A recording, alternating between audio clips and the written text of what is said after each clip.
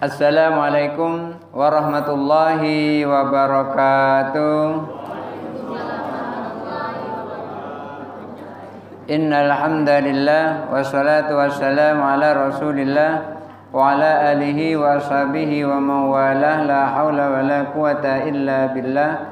Rabbi shrah li sadri wa yassir li amri wa hlul 'uqdatam min lisani yafqahu qawli, amma ba'du. Bapak Ibu hadirin jamaah Masjid Nurul Haq. Betul? Jamaah Masjid Nurul Haq yang dirahmati Allah. Alhamdulillah sampai malam ini Allah masih berikan kita kesehatan sehingga kita masih bisa sama-sama untuk melaksanakan sholat Isya, Tarawih dan Witir.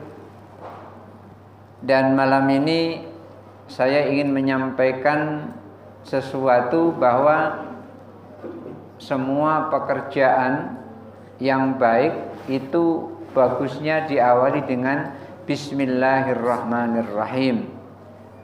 Cuman apakah setiap perbuatan yang diawali dengan Bismillahirrahmanirrahim, kita membaca Bismillahirrahmanirrahim itu mendapat pahala atau tidak? Mari kita perhatikan sabda Nabi SAW, kullu amrin dzibalin la yubda'u fihi bi bismillahirrahmanirrahim fahuwa aqta fahuwa ajzam fahuwa abtar. Ada riwayat hadis ada 3. Yang pertama, kullu amrin dzibalin la yubda'u bi bismillahirrahmanirrahim fahuwa aqta. Setiap perbuatan yang di dalamnya ada kebaikan tidak diawali dengan bismillahirrahmanirrahim, maka perbuatan itu terputus. Hadis yang kedua, kullu amrin dzibalin la yubda'u bi bismillahirrahmanirrahim fahuwa ajdam. Siapa orang yang melakukan perbuatan yang tidak diawali dengan bismillahirrahmanirrahim, perbuatan baiknya itu fahuwa ajdam, maka perbuatan itu seperti binatang yang terkena penyakit judam. Yang ketiga, kullu amrin dzibalin la yubda'u bi bismillahirrahmanirrahim fahuwa abtar. Setiap perbuatan yang di dalamnya ada kebaikan lalu tidak diawali dengan bismillahirrahmanirrahim, maka perbuatan itu seperti orang yang terputus keturunannya, tidak punya keturunan. Yang pertama seperti perbuatan yang terputus, artinya perbuatannya itu terputus. Namanya terputus itu jelas tidak enak. Yang kedua seperti terkena penyakit judam. Terkena penyakit judam itu juga tidak enak. Kemudian seperti orang yang tidak punya keturunan, terputus. Orang tidak punya keturunan juga enggak enak. Artinya apa?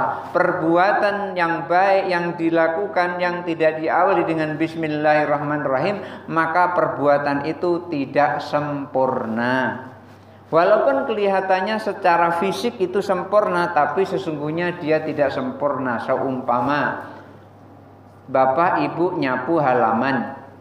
Ketika nyapu halaman hanya nyapu gitu saja, tidak diawali dengan bismillahirrahmanirrahim, niat karena kebersihan itu adalah dicintai oleh Allah.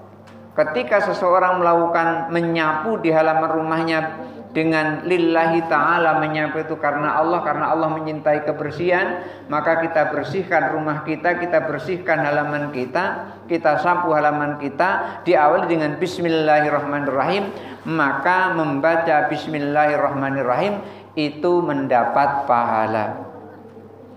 Sebelum makan kita membaca bismillahirrahmanirrahim, makannya kenyang, pahalanya dapat.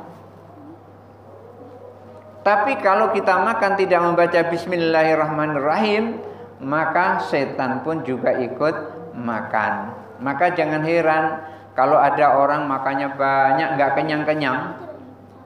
Itu kenapa? Karena setan ikut makan, jadi nggak kenyang-kenyang makan banyak. Ada orang makan sedikit saja bismillahirrahmanirrahim sudah kenyang. Kenapa? Karena makan yang ia makan tadi, setan tidak bisa ikut makan. Kenapa? Diawali dengan Bismillahirrahmanirrahim. Tapi apakah semua perbuatan yang kita lakukan dengan membaca Bismillahirrahmanirrahim itu mendapat pahala? Atau setiap perbuatan yang kita lakukan itu harus diawali atau lebih bagus diawali dengan Bismillahirrahmanirrahim? Tidak semua perbuatan itu bagus diawali dengan Bismillahirrahmanirrahim. Satu contoh, Bismillahirrahmanirrahim itu mengikut apa yang dilakukan.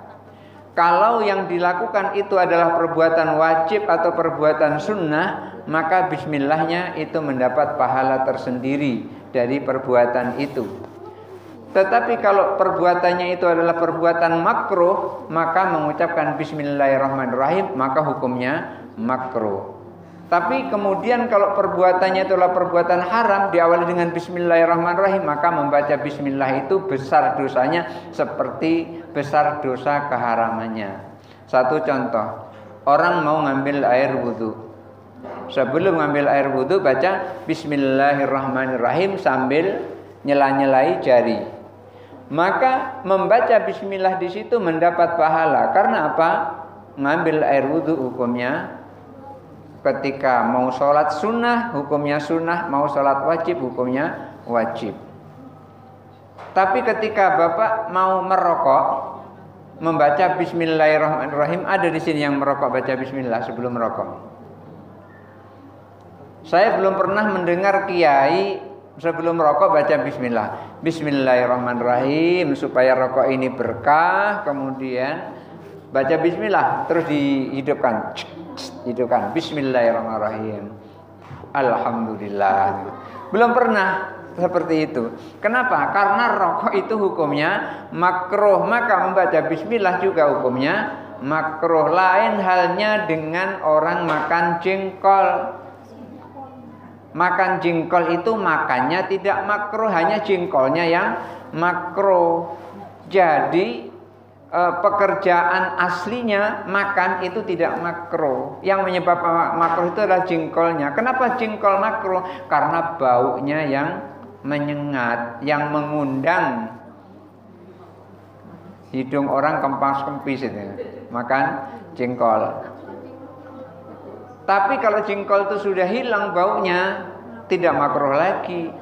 Jadi supaya jengkol itu tidak makruh, maka jengkol harus dihilangkan baunya. Gimana cara menghilangkan baunya? Ya dicuci sampai bersih. Kalau dicuci sampai bersih juga agak bisa, gimana? Ya buang dengan jengkolnya. Maka tidak bau jengkol lagi. Ada orang bilang, supaya tidak mulut kita itu bau jengkol setelah makan jengkol, maka setelah makan jengkol itu makan pete. Ya memang hilang bau jengkolnya, tapi baunya bau pete. Kan cuma ngilangin bau jengkol, bukan ngilangin bau pete. Nah, baunya inilah yang menyebabkan makruh. Maka ketika seseorang makan nasi lauknya jengkol, membaca bismillah itu juga tetap memperoleh pahala. Tapi ada juga orang ketika mau melakukan sesuatu baca bismillah itu dosa besar. Umpamanya ketika dia mau berjudi, sebelum berjudi dia baca bismillah. Bismillahirrahmanirrahim. Mudah-mudahan saya berjudi ini menang banyak. Al-Fatihah. A'udzubillahi minasyaitonirrajim sampai amin. Kemudian terus mulai berjudi. Membaca bismillahnya, membaca surah Al-Fatihahnya itu dosanya sama besar dengan dosa berjudi. Maka bismillahirrahmanirrahim tidak selamanya seseorang membaca bismillahirrahmanirrahim itu mendapat pahala. Bisa mendapat pahala, bisa makruh, dan bisa justru mendapat dosa besar. Oleh karena itu Bapak Ibu hadirin yang dirahmati Allah Subhanahu wa taala, lihat ketika kita melakukan sesuatu lillahi ta'ala dan yang kita lakukan tidak bertentangan dengan syariat, maka membaca bismillahirrahmanirrahim, bacaan bismillah kita akan mendapatkan pahala. Dalam sebuah riwayat itu disebutkan bahwa ada seorang laki-laki yang fasik. Fasik itu laki-laki yang suka tidak sholat, ngaku Islam tapi kurang mau sholat. Sholat itu sekendaknya, asal mau, itu namanya orang fasik. Ada laki-laki fasik tapi istrinya, masa laki-laki punya suami, laki-laki itu punya istri, istrinya solehah. Laki-laki fasik, istrinya solehah. Istrinya ini setiap kali melakukan sesuatu baca bismillah. Ketika suaminya datang dari pekerjaan, dia bilang, "Bu, lapar." "Ya, duduklah dulu, Pak. Nanti aku siapkan." Istrinya nyiapkan, ngambil cangkir, bismillahirrahmanirrahim, dituangkan air ke dalam cangkir, bismillahirrahmanirrahim, ngangkat cangkir ke depan suaminya, bismillahirrahmanirrahim, ditaruh, bismillahirrahmanirrahim, ambil centong, bismillahirrahmanirrahim, ambil piring, bismillahirrahmanirrahim, ambil nasi, bismillahirrahmanirrahim, taruhkan nasi ke piring, bismillahirrahmanirrahim, sampai suaminya pegel. Lama nyiapkan itu dengan baca bismillah. Suatu saat dikerjai istrinya itu. Jadi suaminya tadi membawa sesuatu yang tidak berharga.